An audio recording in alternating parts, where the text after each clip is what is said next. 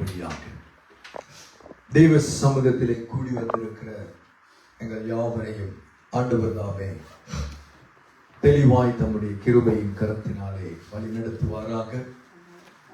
நாங்கள் தொடர்ச்சியாக விசுவாசத்தின் அடுத்தபடி, அடுத்த வளர்ச்சி, விசுவாசத்திலே ஒருபடி முன்னேறுகின்ற, நம்முடைய வாழ்க்கையின் விசுவாசம் தளர்ந்து போகாதபடி, சோர்ந்து போகாதபடி, ஆண்டவரை விட்டு வெளியே போகாதபடிக்கு நம்முடைய விசுவாசம் கட்டப்படுவதற்காக நாம் நமக்காக, நம் குடும்பத்துக்காக விசுவாசிக்கிறதும் ஜெபிக்கிறதும் மாத்திரமல்லாமல் தேவனுடைய திட்டத்திற்காக, தேவனுடைய சித்தங்களுக்காக, தேவனுடைய நோக்கங்களுக்காக நம்முடைய வாழ்க்கையிலே கர்த்தர் நமக்கு கொடுத்த அந்த விசுவாசத்தை எப்படி பற்றி பிடித்துக் கொண்டு ஒரு சுடர்களாக பூமியிலே பிரகாசிக்கிறவர்களாக எழுந்து ஜொலிக்கின்ற தேவ பிள்ளையாய் வாழ வேண்டும் என்ற ஒரு வாஞ்சியோடு கூட தொடர்ச்சியாக நாங்கள் நம்முடைய விசுவாசம் செத்ததா ஜீவனுள்ளதா என்ற தலைப்பிலே தேவனுடைய வார்த்தையை நாங்கள் தியானித்து வருகிறோம். அதிலே மிக முக்கியமாக எபிரேயருடைய புத்தகம் 11வது அதிகாரம் மையமாக வைத்து Hebrew chapter 11 நாங்கள் நம்முடைய ஆராய்ச்சிக்கு, நம்முடைய தேவ செய்திக்கு, நம்முடைய வாழ்க்கையை கட்டுகிற கர்த்தருடைய வசனத்தை முன்னுதாரணமாய் கொண்டு அந்த வேத பகுதி, அந்த அதிகாரத்தை மையமாக வைத்து நாம் செய்திகளை பார்த்து கொண்டிருக்கிறோம். இந்த நாளிலே நாங்கள் அதே 11வது அதிகாரத்துக்கு மறுபடி வரப்போகிறோம். கடந்த வாரம் தேவ மனிதனாகிய ஆண்டவராலே தெரிந்து கொள்ளப்பட்ட ஒரு அருமையான பாத்திரம், தேவ மனுஷன் ஏனோக்கினுடைய வாழ்க்கையை நாங்கள் தியானித்தோம். அவருடைய வாழ்க்கையின் ஒரு பகுதி, முன்பகுதியை, அவருடைய வாழ்க்கையின் சில ரகசியங்களை கடந்த வாரம் தியானித்தோம். இன்றைக்கு அவருடைய வாழ்க்கையில் இன்னும் நம்முடைய வேதம் நமக்கு சொல்லித் தருகிறார். ஒரு மனிதனுடைய வாழ்க்கையில் இருக்கிற சுவாரஸ்யமான, ஒரு மனிதனுடைய வாழ்க்கைக்குள் தெய்வம் வைத்திருக்கிற அழகு நிறைந்த அம்சங்கள் ஏனோக்கினுடைய வாழ்க்கையில் இருந்ததை நாம் இன்றைக்கும் பார்க்க போகிறோம். எதற்காக நாம் இப்படி வேதத்திலே வாழ்ந்த ஒரு தேவ மனிதனுடைய வாழ்க்கையை எடுத்து நாம் தியானிக்கிறோம் என்றால், வேதத்தை நாம் அறிந்திருக்கிறோம் என்று சொல்லுவதற்கல்ல, வேதம் எனக்கு தெரியும் என்று சொல்லுவதற்கல்ல, நான் வேதத்தை படித்திருக்கிறேன், ஏனோக்கை குறித்து படித்திருக்கிறேன், ஏனோக்கினுடைய வாழ்க்கை எனக்கு தெரியும் என்று சொல்லுவதற்கல்ல, ஏனோக்கு என்ற ஒரு தேவ மனிதன் கர்த்தருடைய பார்வையில் இவ்வளவு அருமையாய் வாழ்ந்திருக்கிறாரே, அவருடைய வாழ்க்கை எனக்கு ஒரு முன்னுதாரணமாக இருக்க வேண்டும். அவருடைய வாழ்க்கையின் சில சுவாரஸ்யமான அந்த நல்ல விஷயங்கள் என்னுடைய வாழ்க்கைக்கு நான் எடுத்துக்கொண்டு தேவனோடு அந்த மனிதன் எப்படி சஞ்சரித்தாரோ அப்படி நானும் சஞ்சரிக்க வேண்டும். என்னுடைய வாழ்க்கை அப்படி மாற வேண்டும். நானும் அப்படி ஒரு பிரயோஜனம் உள்ளவனாய் இருக்க வேண்டும் என்ற ஒரு எதிர்பார்ப்பு, ஒரு ஆசை, ஒரு வாஞ்சை, ஒரு தாகம் நமக்குள்ளே உருவாகுவதற்காக நாம் இந்த தெய்வ மனிதனை கண்டோம். ஆகவே அன்பு தேவச்சனமே, ஆண்டவருடைய வார்த்தையை நாம் ஞாயிற்றுக்கிழமை தியானிப்பதோடு நிறுத்தாதபடிக்கு இந்த வார்த்தைகளை நாம் கேட்டு, அந்த செய்திகள் ரெக்கார்டிங்ஸ் இருக்கிறது, ஃபேஸ்புக்கில் இருக்கிறது, இவைகளை நீங்கள் எடுத்து மறுபடி கேட்கும் பொழுது அநேக வெளிப்பாடுகளை தேவன் தருவார். அந்த வெளிப்பாடுகள் எனக்கு தந்ததை விட இன்னும் அதிகமான பிரயோஜனமான வெளிப்பாடுகளை கர்த்தர் உங்களுக்கு தருவார். நீங்க அதை நம்பணும். பாஸ்டர் விஜய் தான், விஜய் அண்ணா தான், மாமா தான், அப்பா தான், கணவன் தான் அதை செய்கிறார், எங்களுக்கு முடியாது என்று ஒரு நாளும் நினைக்க கூடாது. ஏன்னா நம்முடைய தேவன் பட்சபாதம் உள்ள தேவன் அல்ல. நம்முடைய தேவன் கேளுங்கள் அப்பொழுது உங்களுக்கு கொடுக்கப்படும் என்று சொல்லி இருக்கிறார். ஆனா நம்ம அதிகமா நம்முடைய வாழ்க்கையின் தேவைகளுக்காகத்தான் கேட்கிறோமே தவிர, வேதம் என்கின்ற ஜீவனை என் உள்ளத்தில் தாரும் ஆண்டவரே, அதனுடைய விளக்கங்களை, அதனுடைய அந்த ஜீவனை என் இருதயத்திலே வைத்து அதன்படி நான் வாழுவதற்கு எனக்கு கிருபை தாரும் ஆண்டவரே, நான் அதை மற்றவர்களுக்கு சொல்லிக் கொடுக்க எனக்கு உதவி செய்ய ஆண்டவரே என்று கேட்பவர்கள் மிக மிக மிக குறைவு. நான் அடிக்கடி ஜெபிப்பேன் ஆண்டவர்களுக்கு, ஆண்டவரே என்னுடைய வேதம் என் உள்ளத்தில் வருவதற்காக என் 2 கண்கள் இழந்தாலும் பரவாயில்லை, என்னுடைய வேதம் என் இருதயத்தில் வேண்டும் என்று நான் கேட்பேன். அந்த அளவுக்கு நான் தேவனுடைய வார்த்தையை நேசிக்கிற மனுஷன். ஆண்டவருடைய வேதத்தில் வேதம் சொல்லும், கண் தெளிவாய் இருந்தால் உன் சரீரம் முழுவதும் வெளிச்சமா இருக்கும். உன் கண்ணு உனக்கு இடங்களை உண்டு பண்ணா அது பிரிங்கி போடு. நீ 2 கண்ணு உள்ளவனா நீ எரி நரகத்துக்கு போகிறதை பார்க்கிற ஒற்றை கண்ணனாக நீ ஜீவனுக்குள் பிரவேசிப்பது இலகுவாயிருக்கும் என்று தெய்வம் சொன்னார். அது பெரிய ஆசீர்வாதம். சோ கண்ணு நம்ம இந்த பூமியில வாழ்ற நாள் வரைக்கும் தான். ஆனா வேதம் நமக்கு நித்திய காலம் வாழ்க்கையை மாற்றுகிறது. சோ வேதத்தை அவ்வளவு நேசிக்க நான் அநேக கமிட்மெண்ட் பண்ணி ஜெபிப்பேன். இது சும்மா ஒரு உதாரணத்தை கொண்டு சொல்லுகிறேன். உங்களுடைய வாழ்க்கையில வேதத்திற்கு நீங்க முக்கியத்துவம் கொடுக்க வேண்டும் என்பதற்காக. மறுபடியும் எபிரேயருடைய புத்தகம் 11வது அதிகாரம், Hebrew chapter 11 5வது வசனம். நாங்கள் இன்றைய நாளிலே தேவனுடைய வார்த்தையை கடந்து செல்லுவோம். வாசிக்கிறீங்களா? எபிரேயர் 11:5. விசுவாசத்தினாலே ஏனோக்கு மரணத்தை காணாதபடிக்கு. வாசிக்கும் பொழுது அந்த அந்த வார்த்தையினுடைய சில பகுதிகளை நாம் மனதில் பதிகிற அளவுக்கு நம்ம அதை வாசிக்கிறதுக்கு பழகணும். எப்படி சொல்லுகிறதுனா, விசுவாசத்தினாலே ஏனோக்குன்னு போகாதபடிக்கு, விசுவாசத்தினாலே ஏனோக்கு மரணத்தை காணாதபடிக்கு எடுத்துக் கொள்ளப்பட்டான். தேவன் அவனை எடுத்துக் கொண்டபடியினாலே அவன் காணப்படாமல் போனான். அவன் தேவனுக்கு பிரியமானவன் என்று அவன் எடுத்துக் கொள்ளப்படுவதற்கு முன்னமே சாட்சி பெற்றான். இதுல ஒரு சில விஷயங்கள் எனக்கு சொன்னேன். நான் இன்னைக்கு அதுல அந்த பிரியமானவன் என்ற ஒரு பகுதி அங்கு வருகிறதுனால அதுல கொஞ்சம் அழுத்தம் செலுத்தி விட்டு மற்ற காரியங்களை நம்பியத்தில் பார்க்கணும். அதுல கவனிக்கணும், தேவன் பரிசுத்த வேதாகமத்திலே எல்லா மனிதரையும் பிரியமானவர்கள் என்று அழைக்கவில்லை. நல்லா புரிஞ்சிருக்கணும். பெஞ்சமினை குறித்து சொல்லுகிறதை பார்க்கிறோம். தாவீதை தன்னுடைய இருதயத்துக்கு ஏற்றவன் என்று சொல்லுகிறதை பார்க்கிறோம். தானியேலுக்கு அவனுடைய ஜெப வேளையிலே தேவதூதன் வந்து, நீ மிகவும் பிரியமானவன், ஆகவே நீ விண்ணப்பம் பண்ணும் பொழுது, பிரார்த்திக்கும் பொழுது, ஜெபிக்க ஆரம்பித்த பொழுதே உத்தரவு வந்தது எனக்கு. நான் புறப்பட்டு வருவதற்கு இடையில சத்ருவானவன் தடை பண்ணி சில டைம்ஸ் எடுத்திருக்குது, சில நாட்கள். ஆனா அவன் ஜெபிக்க ஆரம்பித்த உடனேயே தேவனிடத்திலிருந்து கட்டளை புறப்பட்டது, என்னுடைய தாசன் ஜெபிக்க ஆரம்பித்து விட்டான். பிரதான தூதர் மிகாவேலுக்கு சொல்றான், நீ பதில அவனுக்கு கொண்டு போ. அவன் ஜெபிக்க ஆரம்பித்திருக்கிறான். அவனுடைய ஜெபத்துக்கு நான் நிச்சயமா பதில் கொடுக்கணும். அதை சும்மா அனுப்ப முடியாது.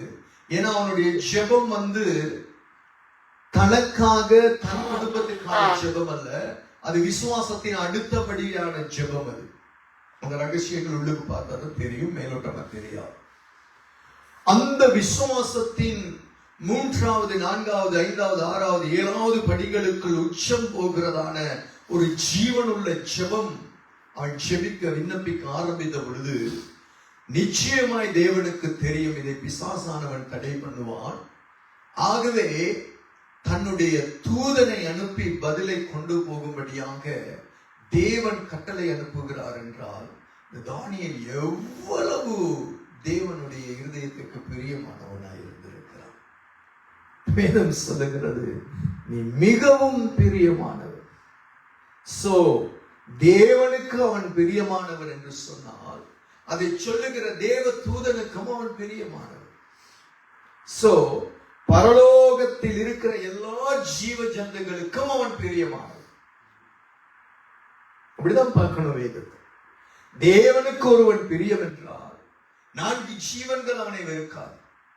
பிரதான தூதர்கள் வெறுக்க மாட்டார்.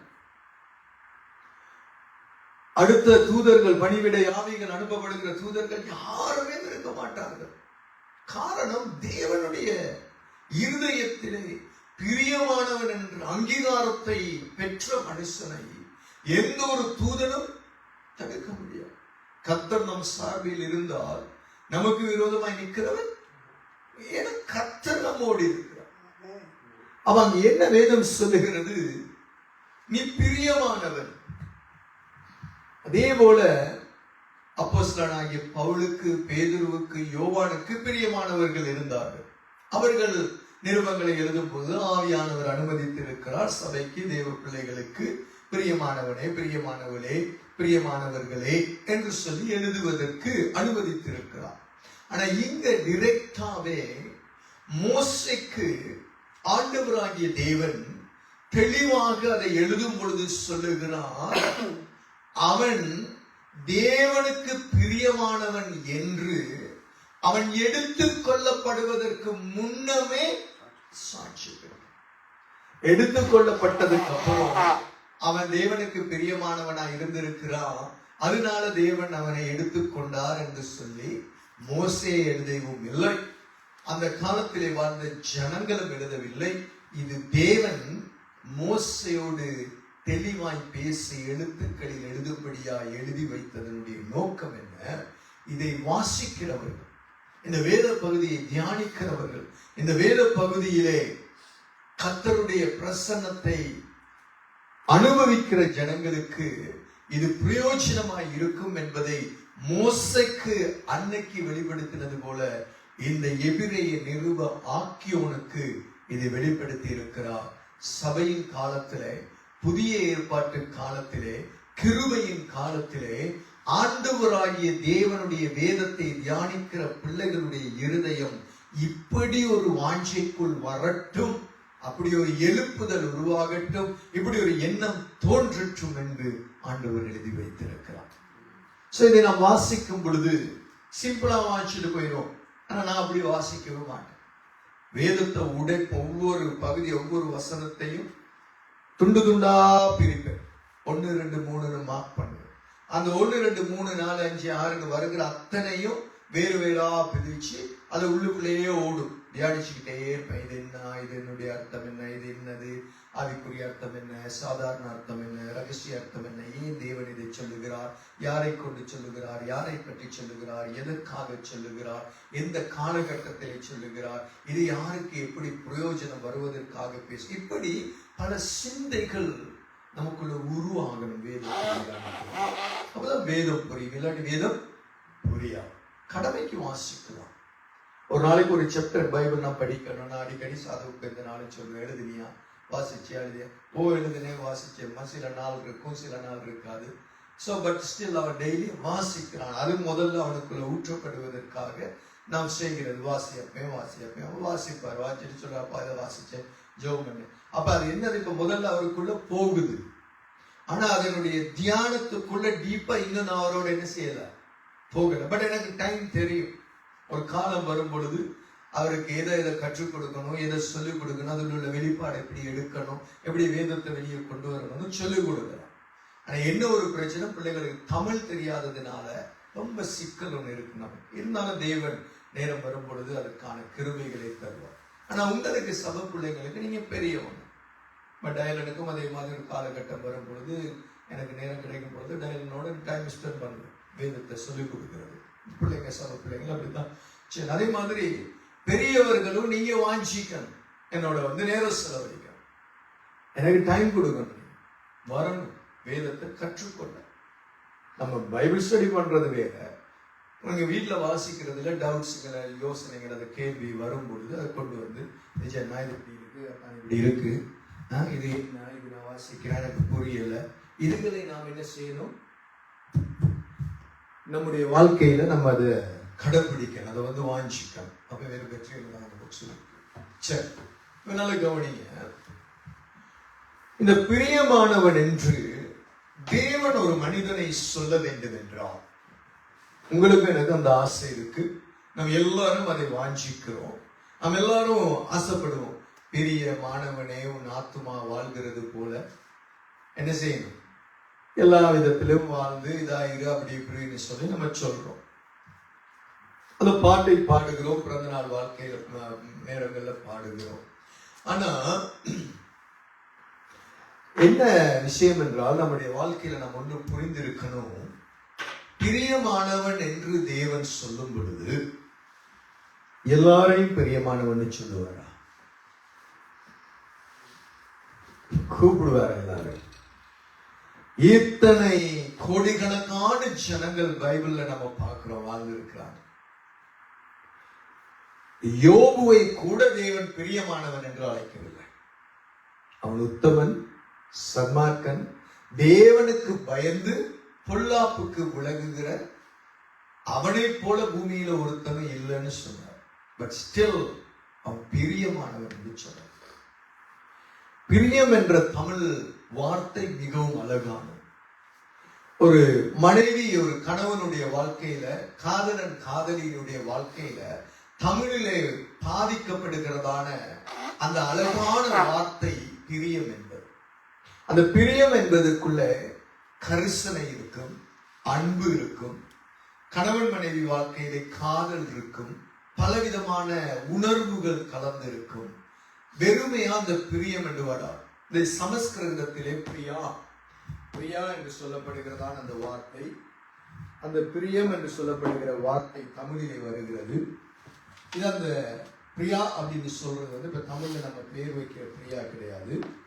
பிரியா என்று சொல்லி பிரியான்னு சொல்லுகிற அந்த வார்த்தை சரியா நம்முடைய வாழ்க்கையில நம்ம பார்க்கும் பொழுது நல்ல கவனிங்க. ஆண்டவர் நமக்கு எழுதி கொடுத்த காரியங்கள் நல்லா புரிந்திருக்க வேண்டும்.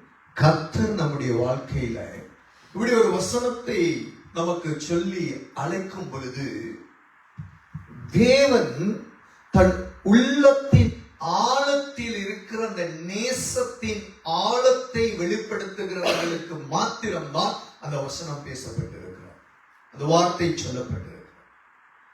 எல்லாரையும் நீங்க போய் பிரியமானவங்களை கூப்பிடுவீங்களா? ஃப்ரெண்ட்ஸ் இருக்கட்டும், ஆனா ரொம்ப க்ளோஸ் ஆனவங்களை தான் நீங்க என்ன சொன்னீங்க? பெஸ்ட் ஃப்ரெண்ட் சொல்லுங்க. பிலவட் ஒன் அப்படின்னு எல்லாரையும் சொல்லுவீங்களா? டியரஸ்ட் அப்படின்னு எல்லாரும் சொல்லுவாங்க. லெட்டர் எழுதும் பொழுது இங்கிலீஷ்ல மை டியர்னு எழுதுவாங்க. பட் ஸ்டில் அது உள்ளத்துல இருந்து வருகிறது கிடையாது.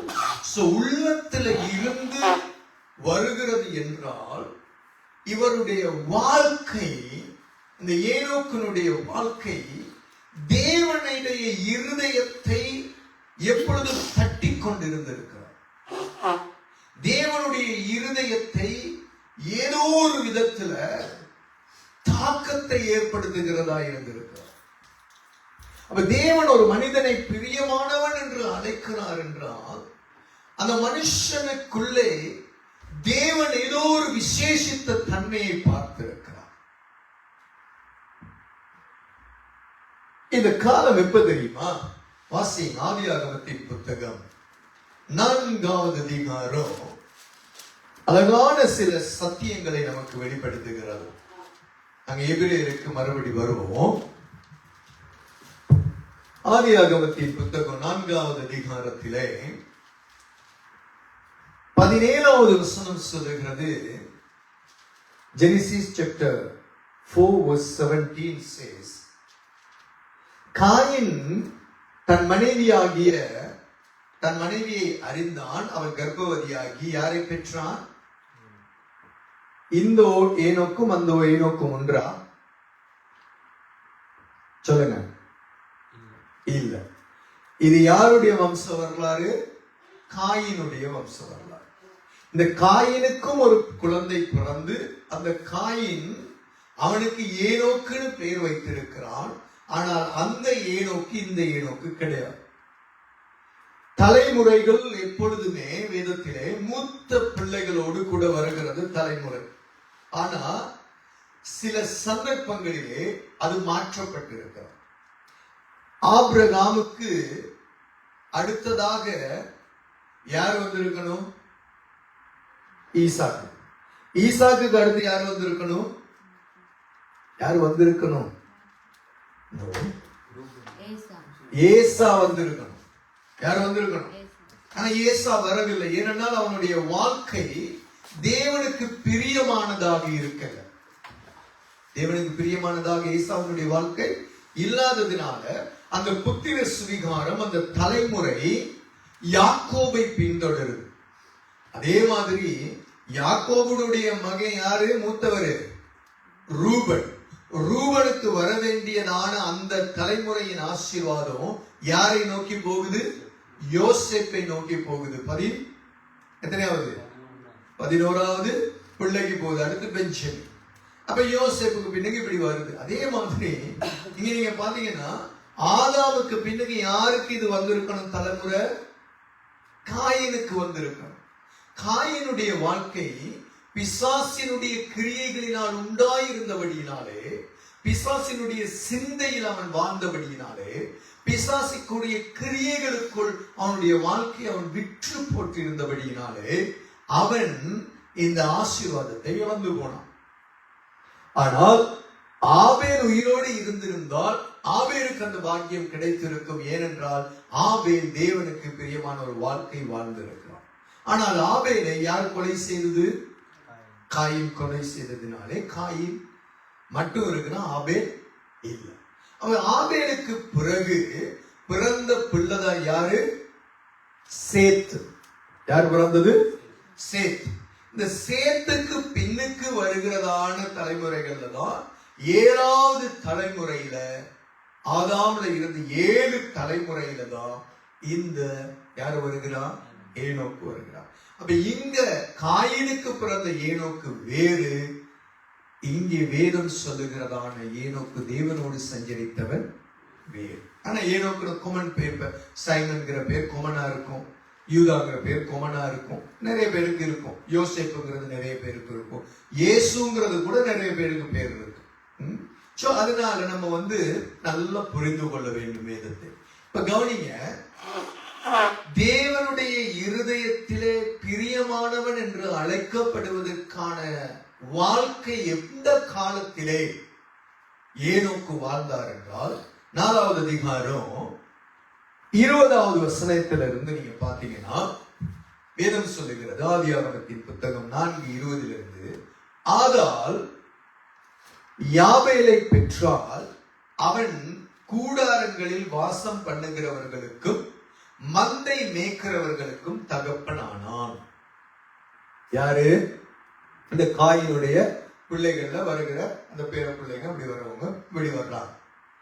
இங்கே 2 காரியம் அந்த வசனத்துல வருகிறது. இந்த ஆதாள் யாபேல் என்று சொல்ல வருகிற இந்த யாபேல் எப்படின்னா கூடாரங்களில் வாசம் பண்ணுகிறவர்களுக்கு, அப்ப கூடாரம் செய்கிற ஒரு மனுஷனா வாழ்ந்திருக்கிறார். 2 மந்தை மேய்க்கிறவனாக ஒரு மேய்ப்பன், அதாவது மந்தை மேய்க்கிறவர்களுக்கும் தகப்பனான். அப்படின்னா இவனுக்கு கீழே நிறைய பேர் மந்தைகள் மேய்க்கிறதற்கு இவன் என்ன செய்திருக்கிறான்? நிறைய சொத்துக்கள் உள்ளவனாக, நடமாடுகிற உயிர் ஜீவன்கள் உள்ள சொத்துக்கள் உள்ளவனாக, ஒரு ஐஸ்வர்யவனாக வாழ்ந்திருக்கிறான். அதுக்கு மாத்திரமல்ல, ஒரு கூடார தொழிலாக பவுல் அப்போஸ்தலனாக பவுல் கூடாரம் செய்து நிற்கிறார். பெரிய ஒரு பணக்காரன் அந்த காலத்துல. அதே மாதிரி இவர் கூடாரம் சும்மா செய்வாங்களா? கூடாரம் செய்யணும். ஏன் கூடாரம் செய்யறாங்க? சரி, அது வசிக்கிறது தனக்கு மாத்திரம் செய்து விற்கணும்னா, அப்ப ஜனங்கள் அதிகமா பெருகி இருக்கிறாங்க. ஜனங்கள் பெருகின காலத்திலே, வியாபாரம் வளர்ச்சி அடைகிற காலத்திலே, இந்த ஜனங்கள் போகிற இடமெல்லாம் இந்த டென்ட்டுகள் அடிச்சு வசிக்க வசிக்க வசிக்க ஜனங்க பெருக, இவன் ஒரு கூடார தொழில்களை செய்கின்ற ஒரு வியாபாரத்திலே வளருகிற கொமர்சியல் டேஸ் ஸ்டார்ட் பண்ணுகிற காலம். கூட என்னமா கூட டென்ட், நம்ம பீச்சுக்கு போக்குள்ள அடிப்போம் டென்ட் அந்த மாதிரி. சரியா? அப்ப இது ஆட்கள் தங்குறது இருக்கிறது டென்ட் மாதிரி அடிச்சு அதுக்கான ஸ்ட்ராங்கா போடுவாங்க. அப்ப ஜனங்கள் தங்கு வைக்கும் பொழுது ஜனங்கள் பெருகி இருக்கிறார். ஜனங்கள் பெருகிற காலத்திலே இவனுக்கு கீழே நிறைய பேரை வேலைக்கு வைத்து செய்கிறது என்றால் ஒரு பெரிய பணக்காரனாக வாழுகிறான். காலங்கள் வருகிறார். இரண்டாவது பாருங்க, அவன் சகோதரனுடைய பேர் யூபால். அவன் கிண்ணறக்காரர் நாகஸ்வரக்காரர் யாவருக்கும் தகப்பனான். நாகஸ்வரம் எல்லாருக்கும் தெரியும்ல. கிண்ணறோன்னு என்ன?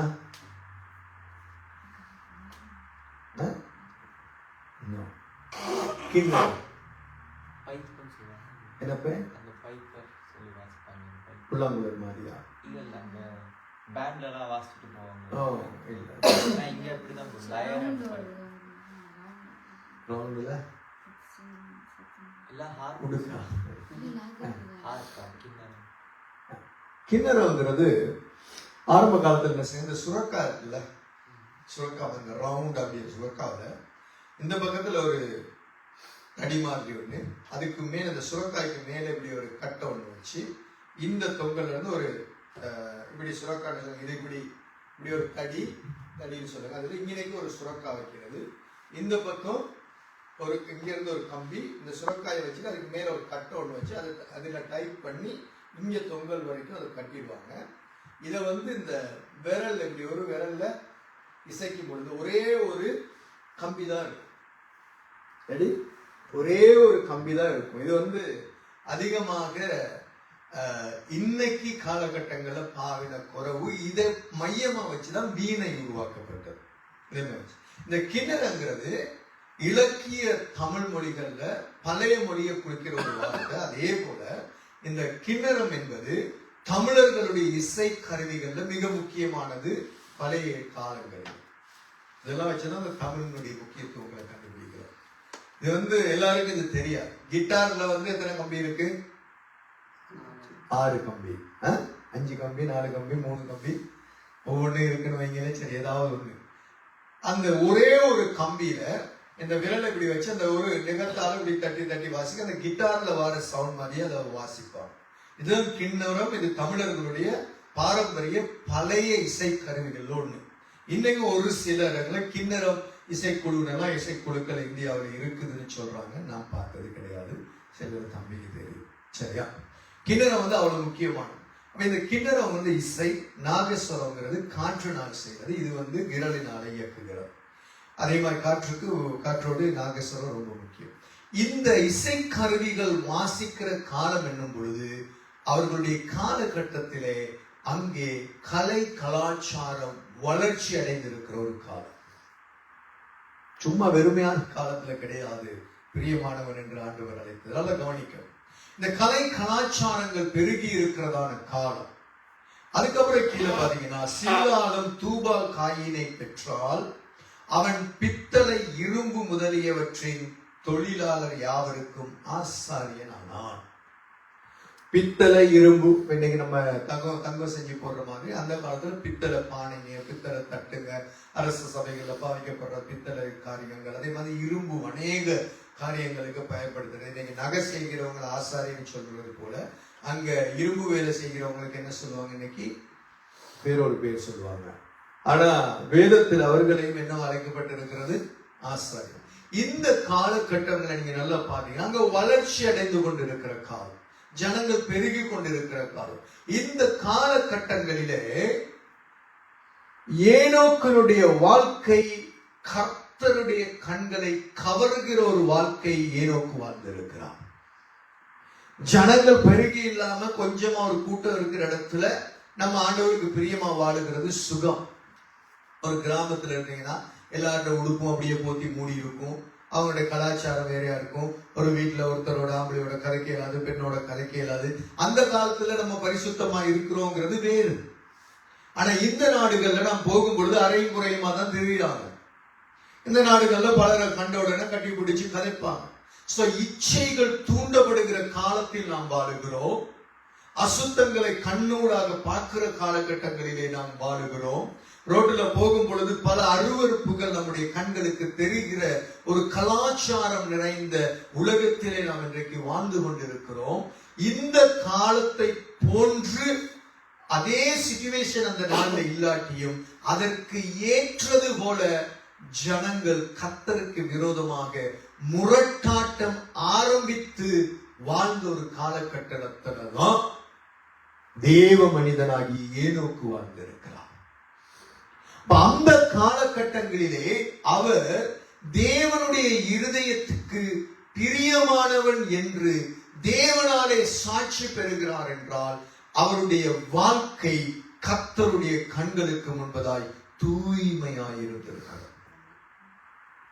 வேதம் சொல்லுகிறது, மனுஷன் முகத்தை பார்க்கிறான், கர்த்தர் எதை பார்க்கிறான்? இருதயத்தை பார்க்கிறான். அப்ப தேவன் ஒரு மனிதனை பிரியமானவன் என்று சொல்லுவது என்று சொன்னால் தேவன் அவனுடைய முகத்தை பார்க்கிலும் அவனுடைய இருதயத்தின் அழகை பார்த்திருக்கிறார். பைபிள் எவ்வளவு அழகு பாத்தீங்களா? ஏனோக்கனுடைய இருதயம் கர்த்தருடைய கண்களுக்கு முன்பதாக நிர்வாணமாக வெளியரங்கமாக அழகாக கர்த்தர் பார்த்திருக்கிறார். இவன் இருதயத்தில் பழுதில்லாத ஒரு மனுஷன், ஆகவே என் இருதயத்திற்கு இவன் பிரியமானவன் என்று கர்த்தர் சாட்சி கொடுத்தார். சோ இருதயத்துல பழுது இல்லாதது என்பது இருதயத்திலே கெட்ட எண்ணங்கள் இல்லாத ஒரு வாழ்க்கை. ஏனோக்கு பிரியமானவன் என்று அவர் அழைச்சிருக்கிறார் என்றால் ஏனோக்கினுடைய இருதயம் கள்ளம் இல்லாத, கபடம் இல்லாத, சூது இல்லாத, வஞ்சகம் இல்லாத, போட்டிகள், பொறாமைகள், அருவருப்புகள், அசுத்தங்கள், காம விகாரங்கள், புரை கூறுதல், புறம் கூறுதல், சண்டைகள், வாக்குவாதங்கள், அசுத்தங்கள் இல்லாத தேவனை பற்றி கொள்ளுகிற ஒரு உணர்வு மாத்திரம் நிறைந்த தேவனால் உருவாக்கப்பட்ட ஒரு அழகு நிறைந்த இருதயம் உள்ள ஒரு மனுஷனாய் ஏனோக்கு இருந்திருக்கிறார். Otherwise, God cannot say to Enoch, என்னன்னு my beloved சொல்ல முடியாதுல்ல. அழுக்கு நிறைந்திருந்தால் சொல்ல முடியுமா? சோ அப்படின்னா அங்க ஏனோக்கை தேவன் இருதயத்துக்கு பிரியமானவன் என்று சாட்சி கொடுக்கிறார் என்றால் ஏனோக்கினுடைய வார்த்தைகள் அடுத்ததாக தேவனுடைய பார்வையிலே விலையேற பெற்றதாக இருந்திருக்கிறார். பிரசங்கி 5 நாங்கள் வாசிக்கும் பொழுது வேதம் சொல்லுகிறது, நீ தேவாலயத்துக்கு போகும் பொழுது உன்னுடைய நடையை நீ காத்துக்கொள். மூடர் பலியிடுகிறது போல நீ பலியிடுவதற்கு தேவ சமூகத்துல சேராத. நீ வாய் பதறி உன்னை சொன்னேன்னு சொல்லாத. தேவன் வானத்தில் இருக்கிறான், நீ பூமியில இருக்கிறா, அதனால உன் வாயின் வார்த்தைகள் சுருக்கமா இருக்கட்டும்னு பிரசங்கியில பிற்காலத்திலே ஆண்டவர் சொல்லி வைத்திருக்கிறார். அப்ப ஏனோக்கினுடைய வாழ்க்கையிலே கவனத்துக்கு நாம் எடுக்கும் பொழுது ஏனோக்கினுடைய வாயின் வார்த்தைகள் அவருக்கு பிரீதியாய் இருந்திருக்கிறார். வேதம் சொல்லுகிறது, எல்லாவற்றிலும் ஸ்தோத்திரம் செலுத்துங்கள். அப்படி செய்வதே உங்களை குறித்து கிறிஸ்து இயேசுவுக்குள் தேவனுடைய சித்தமாயிருக்கு. தேவனுடைய சித்தம் நம்ம ஸ்தோத்திரம் செலுத்தும், ஆத்திரம் காட்டுவதல்ல, ஸ்தோத்திரம் செலுத்துவது. சோ எந்த ஒரு சூழ்நிலையிலும் ஏனோக்கினுடைய வாயின் வார்த்தைகள் தேவனுடைய இருதயத்தை கவர்ந்திருக்கிறது. சோ நம்மள தேவன் பிரியமானவன் அழைக்கணுமா? நீ எனக்கு நேசமானவன் ஆண்டவர் அழைக்கணுமா? இதெல்லாம் கெஞ்சுகிற வார்த்தைகள் ஆண்டவர் வாஞ்சிக்கிற. ஆனா ஸ்டில் அநேக நேரங்களில் நம்ம அதை செய்ய முடியல. பட் ஸ்டில் வாஞ்சிக்கிறேன். நடந்ததெல்லாம் நடந்துருச்சு, முடிஞ்சது. இனிமேலாவது இருக்கிற கொஞ்சம் வாழ்க்கை ஆண்டவரே, இப்படி ஒரு வாழ்க்கையை நான் வாழவேன். சோ வேதத்தை தியானித்தால் தான் இது வெளிப்படும். இன்னைக்கு கதையினால காலையில விதியாகும் பல விஷயங்களை நாம் கதைத்துக் கொண்டிருந்தோம். கதைக்கும் பொழுது நம்முடைய ஊழியங்கள், நம் பட்டு வந்த பாடுகள், பிள்ளைகளுக்கு சரியான ஒத்துழைப்பு இல்லை, அதனால பிள்ளைகளுக்கு கூட சில நேரம் தடுமாற்றங்கள் ஆண்டவர்கள். அந்த சில சபைகள், சில ஊழியர்கள், சில குடும்பங்கள் அந்த ஊழியக்காரனுடைய பிள்ளைகளை தாங்குகிறதும் நமக்கு அப்படியாப்பட்ட சூழ்நிலைகள் கிடைக்கல. அப்ப பல வேதனைகள் இருக்கும், கஷ்டங்கள் இருக்கும். அந்த ஒத்துழைப்பு இல்லாமல் இருக்கும் பொழுது நல்ல ஒரு இன்ஸ்ட்ருமெண்ட்ஸ் வாசிக்கிற ஒருவர் இருந்தா பிள்ளைங்க பழகி இருப்பாங்க. நிறைய சபைகள் அப்படிதான் பழகுறோம். நம்ம சபையில இருக்கிற நல்ல பிள்ளைங்க, சின்ன பிள்ளைங்க எல்லாம் நல்ல ஒருத்தர் மியூசிக் கீபோர்டு வாசிக்கிற நல்ல வொர்ஷிப் பண்ணக்கூடியவர் இருந்தா அதை என்ன செய்வாங்க, பிள்ளைங்க எல்லாரும் கற்றுக்கொள்வாங்க. சோ நமக்கு அதுகள் அமையல. பட் ஆனா ஆண்டவர் வசனம் என்கின்ற ஜீவனை நமக்கு அதிகமாய் தந்திருக்கிறார். சோ இது அதிகமா மனைவி கவலைப்படுகிறது. இவ்வளவு தாளந்துகளை ஆண்டவர் தந்திருக்கிறாரு, இவ்வளவு விஷயம் இருக்கு, ஆனா கொஞ்சம் பேருக்குள்ள அது அடங்கிறது, அது அதிகமா போகுது இல்லையா, அது ஒரு வேதனை. நான் சொன்னேன், கவலைப்படாதம்மா, கர்த்தருக்கு தெரியும் எந்த நேரத்துல எதை செய்யணும். சோ என்னன்னா நம்ம பார்க்கணும், இது ஊழியம் என்பது நம்முடைய பிசினஸ் கிடையாது, நம்ம வளர்ச்சி அடையும். கொஞ்சத்துல உண்மையா இருந்தா அநேகத்துல ஆசீர்வாதம் வைப்பேன்னு சொல்லியிருக்காரு. 10 தாளந்து கொடுத்தாரு, 5 கொடுத்தாரு, இன்னொருத்தர் 1 தான் கொடுத்தாரு. சோ நமக்கு 1 நினைச்சிட்டு போயிடுவோம். 1ல உண்மையா இருப்ப தோண்டி புதைக்காம. சோ இல்லைங்கிறத நினைச்சு கவலைப்படுகிறதை பார்க்கிலும் இருக்கிறதை, நமக்கு தந்த சபை பிள்ளைகளை, நமக்கு தந்திருக்கிற உறவுகளை நாம் கர்த்தருக்குள் உருவாக்குவதற்கு பிரயாசப்பட்டு ஆண்டவருடைய சமூகத்தில் பிரவேசிப்போம். சோ அப்படிங்கிற பல காரியங்களை டிஸ்கஷன் காலையில நாங்கள் பண்ணணும் 2 பேர். நான் என்ன சொல்லுகிறேன் என்றால், ஏனோக்கினுடைய வாழ்க்கை நம்மை ஒரு தாக்கத்துக்குள் கொண்டு வரும், சிந்தனையை தூண்டவே. ஆண்டவரை 365 வருஷம் உயிரோடு பூமியில வாழ்ந்த மனிதன் 300 வருஷம் பிள்ளை பிறந்ததுக்கு அப்புறம் தேவனோடு சஞ்சரித்தான் என்று சொல்லும் பொழுது, அந்த 1,31,400 நாட்கள் என்று அன்றைக்கு சொன்னேன் அந்த காலகட்டங்களை. ஏன்னா 360 நாட்கள் கொண்ட வருட கணக்கு யூத எபிரேய கலண்டர் முறையின்படி அந்த கணக்கு எழுதப்பட்டிருக்கிறது. சோ இது இன்னைக்கு நமக்கு ஆயுசு நாட்கள் வேதம் சொல்லுகிறது. 70 விரத்தி மிஞ்சினா 80, அதுக்கு மிஞ்சினதெல்லாம் வேதனை கஷ்டம்தான். சோ இந்த கொஞ்ச காலத்திலே நம்ம ஆண்டவர் அறிஞ்சது ஒரு 20 வயசு 25 வயசு அப்படிதான் வந்திருக்கும். அப்ப மிகுதி இருக்கிற ஒரு 40 வருஷம் 50 வருஷம் 60 வருஷம் காலத்துல நாம் ஆண்டவருக்கு ஏற்றவனாய் வாழ்வதற்கு முயற்சி பண்ணி ஒரு 10 வருஷம் 15 வருஷம் ரட்சிக்கப்பட்டு அப்படியே போயிருச்சு. நான் என்ன சொல்லுகிறேன் என்றால், இவ்வளவு காலம் நம்முடைய வாழ்க்கையில கடந்துருச்சு, எல்லாத்தையும் அப்படியே வச்சுட்டு ஒரு பக்கம். So focus our future. இதுல இருந்து இன்னையிலிருந்து தேவன் நமக்கு முன்பதாய் வைத்திருக்கிற காலங்களிலே மிகுதி எத்தனை வருஷம் எங்களுக்கு தெரியாது. மேபி நாளைக்கும் முடியலாம், 50 வருஷத்துலயும் முடியலாம், எனக்கு தெரியாது. சோ இந்த காலத்துல ஏனோக்கினுடைய தேவன் ஏனோக்கை இருதயத்துக்கு பிரியமானவன் என்று கண்டு சாட்சி கொடுத்தாரே, எனக்கு மிகுதியாயிருக்கிற நாட்களிலே பரலோகத்திலே தேவன் என்னை அழைக்கும் பொழுது, அல்லது ஆண்டவர் வரும் பொழுது, என்னை மறுரூபப்படுத்தும் பொழுது, அல்லது நான் மரித்து இளைப்பாறுதலில் இருந்தால் என்னை உயிர்த்தெழுந்த சரீரத்திலே எழுப்பும் பொழுது அவருடைய சத்தம் நமக்கு கேட்கணும். பிரியமானவரே, பிரியமானவரே, நீ இல்லாம எனக்கு இருக்க முடியாது, come with me, நீ என்னோட வா. யோவான் 14 அதானே சொன்னார், நான் இருக்கிற இடத்துல நீங்களும் இருக்கும்படியாக நான் என்ன செய்வேன், உங்களை கூட்டிட்டு போவேன். So without us he cannot live in heaven. அவரால் ஏதாவது couldn't. அந்த அளவு ஒரு அன்பு அவருடைய பியூர் லவ் அது. சோ அதை என்ன செய்யணும் என்றால் நம்ம வாஞ்சிக்கணும். அப்ப ஏனோக்கினுடைய வாயின் வார்த்தைகள் தேவனுக்கு பிரீதியாய் இருந்திருக்கிறது.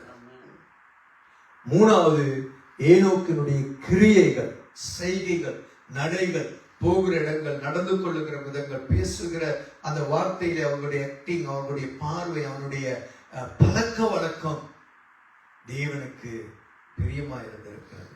சோ தேவன் மோசேயினுடைய வாழ்க்கையில ஏனோக்கை குறித்து எழுதிவிட்டு எபிரேய நிருபாக்கியோனை கொண்டு புதிய ஏற்பாட்டு சபைக்கு நமக்கு சொல்லுகிறார், ஏனோக்கு தேவனுக்கு பிரியமா இருந்திருக்கிறார். சோ டைலனை பார்த்து ஆண்டவர் சொல்ல முடியுமா, Dylan you are my beloved. சாதோக்க பார்த்து, நேத்தனை பார்த்து, நம்ம ஒவ்வொருத்தரையும் பார்த்து ஆண்டவர் சொல்ல முடியுமா, எனக்கு பிரியமானவன் தான். பிரியமானவன் என்ற ஒரு வார்த்தை வரும் பொழுதே எல்லாமே அப்படியே சரண்டர் ஆகி. சர்ச்சுங்கிற வேர்டு இப்ப நான் கேட்கிறதே கிடையாது. ஒரு காலம் கேட்டுச்சு, அதை கொப்பி பண்ணவங்க சொந்த நாள் சொல்றாங்க, இப்ப நமக்கு கேட்குதே இல்லை, இப்ப வேறதான் கேட்குது. சோ நம்ம லூஸ் பண்ணிடுறோம். But God never lose these kind of words. His love never endures. God's love always follows us. எப்பொழுது நம்மளை முடியாம இழுக்குது, அப்ப தேவன் என்ன பார்த்து சொல்லணும், நீ பிரியமானவன். We don't need anything else. That is enough in our life. So இதுக்கு ஏனோக்கினுடைய வாழ்க்கை அவ்வளவு அழகா இருந்திருக்கு. அந்த காலகட்டம் சும்மா ஒரு என்ன சொல்றது, அதான் அந்த காலத்தை எடுத்து காண்பித்தேன். அவருடைய வாழ்க்கையின் பின்னணி, காயின் வாழ்ந்த காலகட்டம், கொலகாரன் வாழ்ந்த காலம். அதுக்கப்புறம் அவனுக்கு ஒரு பலியை புற திருப்பி இன்னொருத்தன் பாத்தீங்கன்னு சொன்னா, லாமேக்கு ஒருத்தன் இன்னொருத்தனை கொண்டுட்டான். ரெண்டு கொண்டாடி வச்சிருந்தவன் இருக்கிறான் அங்க வருது அந்த காலத்திலே. ஆனா ஏனோக்கு எப்படி காணவே முடியவில்லை. அவர் 2 திருமணம் முடித்ததா இல்ல, ஒரு மனைவிதான். அந்த மனைவியோடு கூட அவருடைய வாழ்க்கை எப்படி இருந்திருக்கிறது. ஸ்டில் குடும்ப வாழ்க்கையில் கூட ஏனோக்கினுடைய வாழ்க்கையிலே தேவன் குற்றம் கண்டுபிடிக்கிறார். ஆனால் வேதம் சொல்லுகிறது, எந்த தவறுமே செய்யாத நீதிமான் ஒருத்தரும் பூமியில் இல்லை. ஆனா அவர் தவறு இழந்து இருக்கலாம். பட் அதுல மனம் திரும்பி அதை உள்ளுக்குள்ளே வச்சு தன்னை நியாயப்படுத்தாதபடிக்கு அவர் ஆண்டவரிடத்திலே ஒப்புரவாகி கர்த்தரோடு போகிறதற்கு வாய்ப்பு இருக்கு. ஆனா என்ன தவறு செய்தார் என்று வேதம் சொல்லவில்லை. ஆனால் பூமியில எந்த தவறும் செய்யாமல் ஒரு மனிதனும் இந்த பூமியில வாழவில்லை என்பது நாம் தெரிந்ததினாலே, அது தவறு சில வேளைகளிலே ஆதாம் மூலமாய் வந்த பாவம், அக்கிரமம், மீறுதலுக்குள்ளாக உட்பட்ட ஒரு வாழ்க்கையை சில வேளை குறிக்கலாம். ஏனோக்கினுடைய வாழ்க்கை தேவனுக்கு பிரியமாயிருந்தது. ஏனோக்கு இது மாத்திரமல்ல, ஏனோக்கு ஒரு பெரிய ஊழியக்காரர். ஏனோக்கு யாரு? Is a great man of God.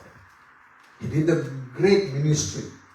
இதையும் புதிய ஏற்பாட்டிலே தேவன் வெளிப்படுத்தி இருக்கிறார். இது நிறைய செய்தி. இது ஏனோக்க விட்டா இன்னும் அவங்க முடிக்கிறதுக்காக அதை நான் சொல்லி தந்து விட்டு முடிக்கிறேன். ஏனோக்கு இன்னும் நிறைய விஷயம் இருக்கு பைபிள்ல. நீங்க தியானி, நீங்க வீட்டில் தியானி ஏனோக்கு குறிச்சு பேசுங்க. என்ன விட்டா ஒரு 3-4 மெசேஜ், இன்னைக்கு 2வது மெசேஜ் ஏனோக்க. ஆனா இன்னும் அதை பேச விட்டா இன்னும் 2 மெசேஜ் பேசுவேன். இந்த பிரியமானவர்களுக்குள்ள தான் ஒரு நேரம் பேசியிருக்கேன். நாங்க 3 பிரிச்சு 3 காரியம் பேசுது. 11:5 நான் ஒன்னதான் பேசுறேன். சாட்சி பெற்றான் என்பதை எடுத்தேன்னா அதுல நிறைய விஷயங்கள் வரும். சோ வாசிங்க யூதாவின் புத்தகம் 1வது அதிகாரம். ஒரே ஒரு அதிகாரம் வெளிப்படுத்தலுக்கு முன்னுக்கு இருக்கு.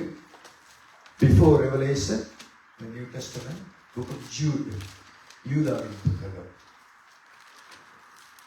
14வது வசனம். யூதாவின் புத்தகம். ஆதாமுக்கு 7ஆம் தலைமுறையான ஏனோக்கு. ஆதாமுக்கு 7ஆம் தலைமுறையான ஏனோக்கு. நான் ரெக்கார்டிங் பார்த்துட்டு போறேன். சரி வாசிங்க. இவர்களை குறித்து இதோ எல்லாருக்கும் நியாய தீர்ப்பு கொடுக்கிறதற்கும் அவர்களில் அவபக்தி உள்ளவர்கள் யாவரும் அவபக்தியாய் செய்து வந்த சகல அவபக்தியான கிரியைகள் நிமித்தம். நல்ல கவனி, இங்க பல ரகசியங்கள் வெளியில வருது. எந்த காலம்னா ஏனோக்கு வாழ்ந்த காலத்திலே நடந்த விஷயங்கள் பல இங்க புதிய ஏற்பாட்டுல வெளிப்படுத்தப்படுது. ஏன்னா கவனி, எல்லாருக்கும் நியாய தீர்ப்பு கொடுக்க தேவன் வருகிறார் அப்படிங்கிற ஒரு செய்தி ஏனோக்கு மூலமாக பறைசாற்றப்படுகிறது, சுவிசேஷமா அறிவிக்கப்படுகிறது.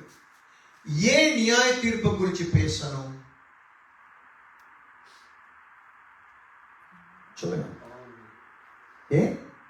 ஜனங்களுடைய வாழ்க்கை, அங்கேயே வசனம் உள்ளுக்கு வருது, அவருடைய அவபக்தியான வாழ்க்கை இருந்திருக்கு. சோ பக்தி உள்ளவன் தேவனுக்கு பயந்து வாழ்வான், பக்தி இல்லாதவன் தேவனுக்கு பயப்பட மாட்டான். அப்ப அங்க வாழ்ந்த ஜனங்கள் அந்த 6 விதமான வியாபார காரியங்கள் சொல்லி தந்த உங்களுக்கு. அந்த 6 விதமான காலகட்டங்கள்ல எப்படி ஜனங்கள் பெருகி இருக்கிறார்கள் பின்னணியை சொன்னேன். இப்ப என்ன அங்க விளங்குது, அந்த ஜனங்கள் யாரா இருக்கிறாங்கிறது வெளிப்படுத்தப்படும் பொழுது ஆண்டவர் தான் சொல்ற, கர்த்தருடைய புத்தகத்துல என்ன செய்யணும், தேடி வாசியுங்கள், அவைகளில் ஒன்று ஜோடி இராமல் போகாது, கர்த்தருடைய வாய் அதை சொல்லிட்டு அவருடைய ஆவி அதை கூட்டி சேர்க்கும் என்று ஏசாயா 34:17 வேதம் சொல்லுகிறார். இங்க என்ன நடக்குதுன்னா, அவர் வாழ்ந்த காலகட்டங்களிலே அங்க என்ன நடந்திருக்கிறது, ஜனங்கள் தேவ பயம் இல்லாத தான் நினைத்தபடி வாழுகிற ஒரு முரட்டாட்டமான வாழ்க்கைக்குள்ளே அந்த ஜனங்கள் வாழ்ந்திருக்கிறார்கள். அந்த காலத்தில் தான் தேவனுடைய இருதயத்தில் பிரியமானவன் என்று சாட்சி பெற்றான். அவனுடைய வாழ்க்கையை பார்க்கும் பொழுது, தேவன் பிரியமாய் இருக்கும் பொழுது, தேவனுடைய இன்னொரு வெளிப்பாடை தேவன் கொடுக்கிறார். ஏனென்றால் தேவனோடு சஞ்சரித்தபடினாலே தேவனுடைய நியாய தீர்ப்பு வெளிப்படுகிறது. இன்னும் வெளிப்படல நமக்கு. ஏனோக்கு வாழ்ந்த காலகட்டங்களை இன்னைக்கு பார்க்கும் பொழுது ஏறக்குறைய 5200 ஆண்டுகள். இன்னைக்கு எத்தனை? 5200 years if you calculate it. சரியா? approximately சொல்லலாம். சரியா? முழுமையாக 5200 ஆண்டுகள். சில வேளை கூடலாம், சில வேளை குறையலாம். ஏறக்குறைய 5200 ஆண்டுகள். இந்த 5200 ஆண்டுகளுக்கு முன்பதாக இயேசுவினாலே கொடுக்கப்படுகிற நியாய தீர்ப்பை அவர் அறிந்திருந்தார். So what about today Christians? Do they know the judgment of God? Bible கையில கிடையாது. மோசே எழுதி கொடுத்த இந்த 5 ஆகமும் கூட அங்க ஏனோக்கு கிட்ட இல்லை. ஏன்னா மோசே பிறக்கும் முதல்ல அவர் செத்துட்டார். சாகல தேவன் எடுத்து போட்டுட்டார். யோசிச்சு பாருங்க. அப்ப தேவனோடு அவர் சஞ்சரித்த பொழுது தேவன் ஒரு திட்டத்தை கொடுத்திருக்கிறாரு. ஏனோக்கு, நீ என்னுடைய இருதயத்துக்கு நெருக்கமா இருக்கிறதுனால நான் உனக்கு ஒன்னையும் மறைக்க மாட்டேன்டா. நான் உன் வாழ்க்கையில ஒரு காரியம் செய்வேன். நல்ல கவனிங்க. நியாய தீர்ப்பு கொடுக்கிற அதிகாரம் இயேசுவுக்கு தான் இருக்குன்னு இயேசு பூமியில சொன்னார். சோ இயேசு பூமியில பிறந்து வாழ்ந்து மரித்து உயிர் தெளிந்து பரலோகத்திலிருந்து மறுபடி வந்து 1000 வருட அரசாட்சியெல்லாம் முடிச்சதுக்கு அப்புறம் வெள்ளை சிங்காசனத்துக்கு முன்பதாக நின்று நியாய தீர்ப்பு கொடுக்க போகிறார் என்ற வெளிப்பாடை பெற்றார் என்றால் இயேசு பூமியில பிறக்க போறார் என்ற வெளிப்பாடு அவருக்கு இருந்திருக்கிறார். சோ இந்த வெளிப்பாடு சும்மா வரல. The relationship with God will bring the revelation in your life. If you don't have the relationship with God, you cannot receive the revelation from God. How much you spend time with God, with the Word, you will be a great man of God. நேரம் செலவழிக்கணும் கர்த்தருடைய சமூகத்தில், தேவ பிரசன்னத்தில் நேரம் செலவழிக்கணும், வேதத்தில் நேரம் செலவழிக்கணும். அப்ப இங்க என்ன புரிகிறது என்றால், ஆதாமுக்கு 7ஆம் தலைமுறையான ஏனோக்கும் இவர்களை குறித்து எல்லாருக்கும் நியாய தீர்ப்பு கொடுக்கிறதற்கும் அவர்களில் அவபக்தி உள்ளவர்கள் யாவரும் அவபக்தியாய் செய்து வந்த சகல அவபக்தியான கிரியைகளின் நிமித்தம். அப்படின்னா தேவனுக்கு பிரியமில்லாத வாழ்க்கை கிரியையிலே ஏனோக்கு பார்த்திருக்கிறார் அவர் வாழ்ந்த காலத்தில். ஆதாமுடைய 7வது ஜெனரேஷன்லயே பார்த்திருக்கார் அதை. பட் அவர் அப்படி வாழல. நாங்க நீங்க நிறைய பார்க்கிறோம்ல. அதான் அப்போஸ்தலனாகிய பவுல் சொல்லுகிறார், எல்லாவற்றையும் அனுபவிக்க எனக்கு அதிகாரம் இருக்கு. I can do whatever I want. ஆனா எல்லாமே தகுதி கிடையாது, தகுதியானது. We can do whatever we want. ஆனா அது தேவனுக்கு பிரியமா இருக்கா? தேவனுடைய இருதயத்துக்கு ஏற்றதா இருக்கா? தேவன் அதிலே சந்தோஷப்படுகிறாரா? தேவனுடைய இருதயத்திலே இவன் எனக்கு பிரியமானவன் என்று சொல்லுகிற ஒரு உணர்வை நம்முடைய வாழ்க்கை ஏற்படுத்துகிறதா? சும்மா கிறிஸ்தவ வாழ்க்கை வாழக்கூடாது. மறுபடி நான் சொல்லுகிறது, எல்லாரும் சபை நடத்துறாங்க, ஊழிய ஆரம்பிக்கிறாங்க. Vijay is not for that. I don't want to do that kind of ministry. I want to make people for His glory. I want to teach to the people as a warrior of God. They need to become a warrior of God. Faithful children and beloved people are uruvakkanu. That is the purpose of my ministry. That's why I'm doing the ministry. Need to understand clearly, my dear children of God. So when you start the ministry, when you do something, you need to have that kind of purpose in your life. Don't do ordinary ministry in your life. எல்லாம் செய்யலாம், நான் செய்யலாம். என்னையா பிரயோஜனம்? எல்லாரும் சாப்பிட்றோம், நானும் சாப்பிட்றேன். வாழ்க்கை என்பது நமக்கு தேவன் கொடுத்த ஒரு பெரிய பொக்கிஷம். இந்த பொக்கிஷத்துல நாம் புரிந்திருக்கணும், என் வாழ்க்கை மற்றவர்களை உருவாக்குகிறதா இருக்கும். மற்றவங்களோட வாழ்க்கையை மாற்றணும். மற்றவங்களோட வாழ்க்கையில ஏதாவது ஒண்ணு நான் சாதிக்கணும்னு நானும் இருக்கா. நம்ம பணத்துல சாதிக்கிறதுக்கு நமக்கு பணம் கிடையாது.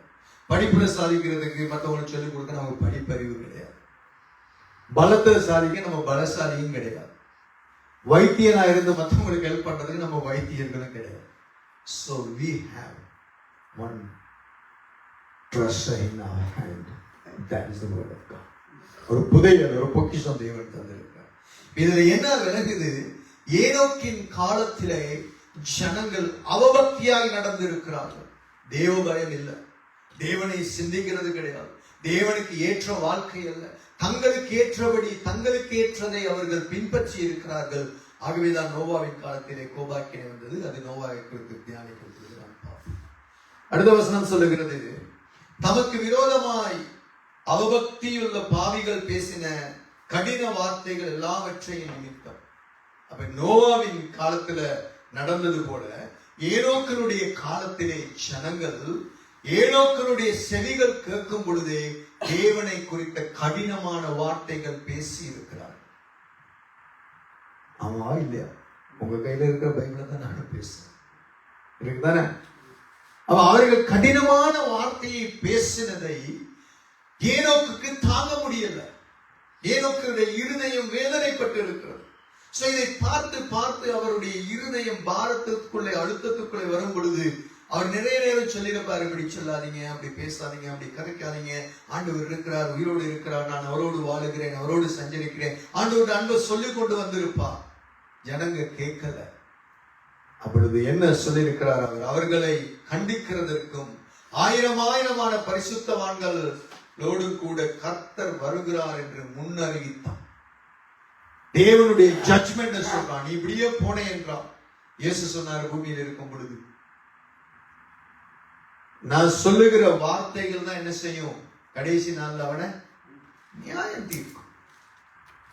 The word of God will bring the judgment in our life. So ஏனோக்கனுடைய வாழ்க்கை ஜனங்களை எச்சரித்திருக்கிறது. அழிவிலிருந்து தப்புவதற்கு ஜனங்களுக்கு ஒரு வாய்ப்பை ஏற்படுத்தி இருக்கிறது அவருடைய வாழ்க்கை. Do you understand? Did you get my point? மற்றவங்க தப்பணும், அந்த அழிவு, அந்த நியாய தீர்ப்பு வருதையா, இந்த நியாய தீர்ப்புல நீ பிடிபட்டு அழிந்து போயிடாத. ஆனா அந்த ஜனங்களுக்கு அது வேடிக்கையா இருந்திருக்கும். என்ன சொல்றான் இப்படிதான் எங்க வரப்போகுதுன்னு சொல்றது வேடிக்கையா இருந்திருக்கும். பட் ஸ்டில் ஏனோக்கு அன்னைக்கு சொன்ன வார்த்தைகளுக்கு ஜனங்கள் செவி கொடுக்கவில்லை. கர்த்தர் ஏனோக்கை கனம் பண்ணி எபிரேய நிருப ஆக்கியோனுக்கும் கொண்டு வந்தார், யூதா நிருப ஆக்கியோனுக்கும் கொண்டு வந்து அவருடைய காலத்திலே நடந்த சம்பவங்களை வெளிப்படுத்தி கிருபையின் காலத்திலே, புதிய ஏற்பாட்டு காலத்திலே, சபையின் காலத்திலே வாழுகிற உங்களுக்கும் எனக்கும் எழுதி தந்து ஏனோக்கை தியானிக்கும்படி நம்முடைய கரங்களிலே கொடுத்து சொல்லுகிறார். ஏனோக்கு ஜனங்களுடைய அழிவுக்கு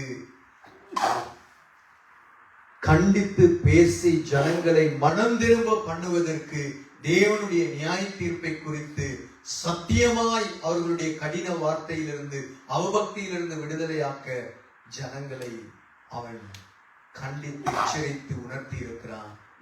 நீயும் நானும் சபையும் இதை செய்ய என்று ஆண்டவர் ஒரு எச்சரிக்கை வச்சிருக்கார் நமக்கு. தேவ ஜனமே, ஆண்டவருடைய வேதம் குறைவற்றதும் ஆத்மாக்களை உயிர்ப்பிக்கிறதுமாய் இருக்கிறது என்று சங்கீதம் 19 நாங்கள் வாசிக்கிறோம். தேவ பிள்ளையே, ஏனோக்கு என்ற தேவ மனுஷன் இன்னும் ஆண்டவருடைய நியாய தீர்ப்பு வரல. அவ்வளோ ஒரு காலம் இன்னும் வருவதற்கு இருக்கும் முதலே அப்பவே இந்த 5200 ஆண்டுகளுக்கு முன்பதாக இன்னைக்கு அந்த வெளிப்பாடு பெற்றார். ஆண்டவரோடு சஞ்சரித்ததுனால ஜனங்களை எச்சரிக்கக்கூடிய நிலைமையில் இருந்தார்.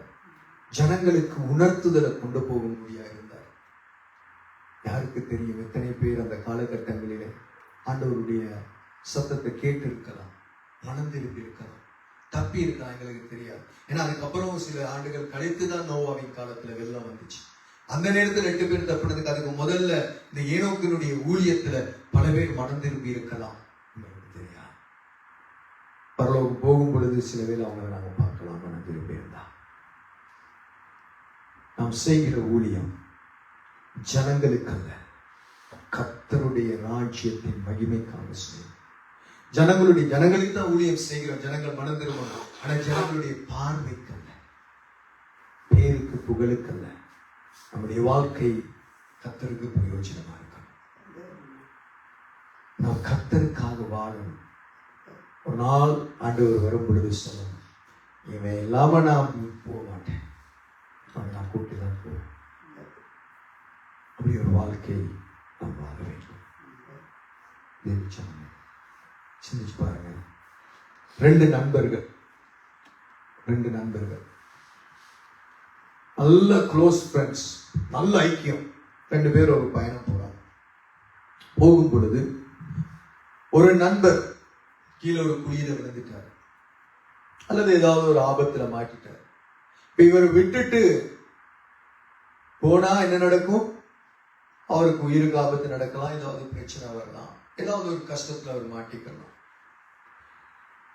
உற்ற நண்பர், நல்ல இருதயம் உள்ளவர், விட்டுட்டு போவானா? சொல்லு, உன் கேடு எப்படியோ கிட்டு போகட்டும், நான் போய் தப்பிடுறேன்னு போவான். என்ன செய்வோம்? காப்பாற்றுவதற்கு என்ன செய்வோம்? வேலன் இல்லாட்டியும் சப்பில்லாட்டியும் தனக்கு வழிகள் தெரியாவிட்டாலும் குழியில விழுந்தவனுக்கு ஒரு கயிறு இல்லாட்டி அந்த உடுப்பை கலட்டி சரி புடிடா மச்சான், அதை புடிடா, மேல வாடா கத்துவான். ஆழம் அக்கம் பக்கம் இருக்கிறவங்களை கத்தி கூப்பிடுவான், வாங்க உதவி செய்யுங்க கூப்பிடுவான்னு கூட மாட்டான். This is what we are doing today. தேவ ஜனங்கள் நாங்க இந்த உலகத்திலே வைத்திருக்கிற மற்ற ஜனங்களை நம்முடைய இருதயத்தில் ஏற்றவர்களாக நாங்கள் நேசிச்சு, மற்றவர்கள் அழிந்து போகக்கூடாது என்ற இருதயத்தோடு ஆண்டவருடைய நியாயத்திற்கு இப்படி எல்லாம் வருதையா, இதுல இருந்து தப்பு, இந்த கோபத்துல விழுந்துராதுன்னு சொல்லி அவர்களை தூக்குவதற்காக செய்கின்ற ஊழியம் தான் ஏனோக்குடைய வாழ்க்கையில் இருந்த ஊழியம். உங்க வாழ்க்கையில இருக்கணும். ஏனோக்கு அதனாலதான் இருதயம், மற்ற ஆத்தும பாரம் அவனுக்கு இருந்திருக்கிறது. தேவன் இருதயத்துக்கு பிரியமானவன் சாட்சி கொடுக்கிறதுக்கு காரணம் ஆத்தும பாரம். எந்த மனிதனுக்கு ஆத்தும பாரம் இருக்கிறதோ அந்த மனிதனை தேவன் அலங்கரிப்பார் தன்னுடைய அழகினால. ஆத்தும பாரம். என்னுடைய ஊழியம் நல்ல படிப்படியா போவேன் உள்ளுக்குள்ள.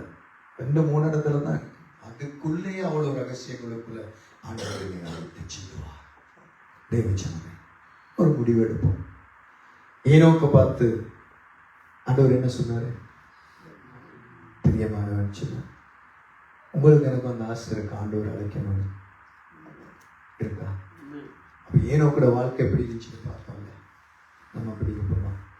இந்த எண்ணங்கள் பியூரா இருக்கும், வார்த்தைகள் பியூரா இருக்கும், கிரியைகள் பியூரா இருக்கும். அதோடு கூட ஆண்டவருக்காக அழிகிற ஜனங்களை மீட்க, தேவனோடு நேரம் செலவழிக்க, வேதத்தில் நேரம் செலவழிக்க, நம்முடைய வாயின் வார்த்தைகள் சுருக்கமா, மற்றவங்களை காயப்படுத்தாம அன்பு செலுத்தி, மற்றவர்களை கத்தரண்டையில் இழுக்கிற வார்த்தைகளை பேசும் செய்வோமா? சபையாக இப்படி உருவாக்குதான் இந்த சபை. ஏன்னா இப்படி ஒரு உருவாக்குறதுக்கு தான் இந்த சபை. எல்லா இடத்துலையும் சபை இருக்கு.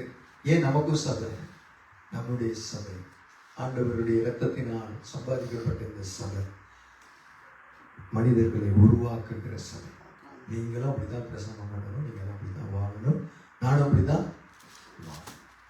எல்லாரும் கண்களை மூடி எழுந்து நின்று தேவ சமூகத்திலே ஒரு ஒப்பு கொடுத்தலோடு கூட தேவன் நம்மை வழி நடத்தும்படியாக தேவ பாதத்தில் எங்களை ஒப்பு கொடுப்போமா? கர்த்தரை நோக்கி